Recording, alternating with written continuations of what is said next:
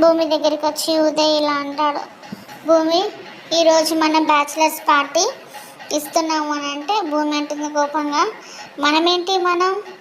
నేను రాను, నాకు అలాంటివి అంటే నచ్చవు. అప్పుడు ఉదయ్ అంటాడు కదా, ఇది మన పెళ్ళి బ్యాచిలర్స్ పార్టీ, నువ్వు లేకపోతే ఎలా, తప్పకుండా నువ్వు ఉండాలి అని అంటే అంటుంది కదా, అలాంటి పార్టీలు అంటే నాకు అసహ్యం, నేను రాను అని చెప్పి భూమి అంటుంది. అని వెళ్ళిపోతే ఇంకా ఉదయ్ ఏం చేస్తాడు, చక్కగా వాళ్ళ నాన్న దగ్గరికి శరత్చంద్ర దగ్గరికి వెళ్తాడు.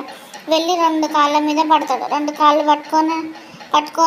పట్టుకుంటే శరత్చంద్ర అంటాడు కదా, లే అల్లుడు గారు, ఎందుకైనా కాళ్ళు పట్టుకున్నారు, లేండి కాళ్ళు వదలండి అని చెప్పేసి అంటే, నేను వదలను మామయ్య గారు, మీరు నాకు మాట ఇస్తానంటేనే నేను లేస్తాను, లేకపోతే లేవనని చెప్తే అప్పుడు శరత్చంద్ర అంటాడు కదా, ఏం జరిగింది అసలు ఏంటి చెప్పండి అని అంటే, బ్యాచిలర్స్ పార్టీలో మన భూమిని అందరికీ పరిచయం చేస్తానని చాలా గొప్పగా మా ఫ్రెండ్స్తో చెప్పుకున్నాను, కానీ భూమి రానంటుంది మామయ్య గారు అని అంటే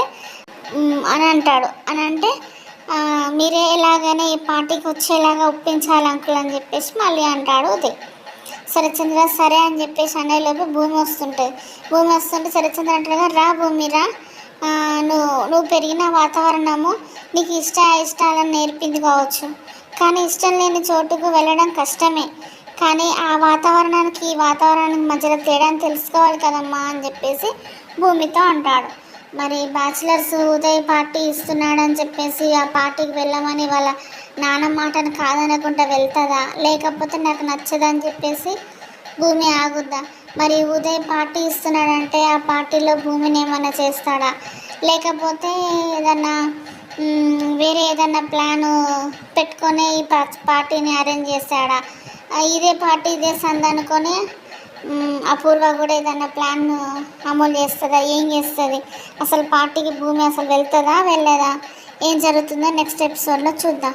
ప్లీజ్ సబ్స్క్రైబ్ మై ఛానల్ అండి. బాయ్.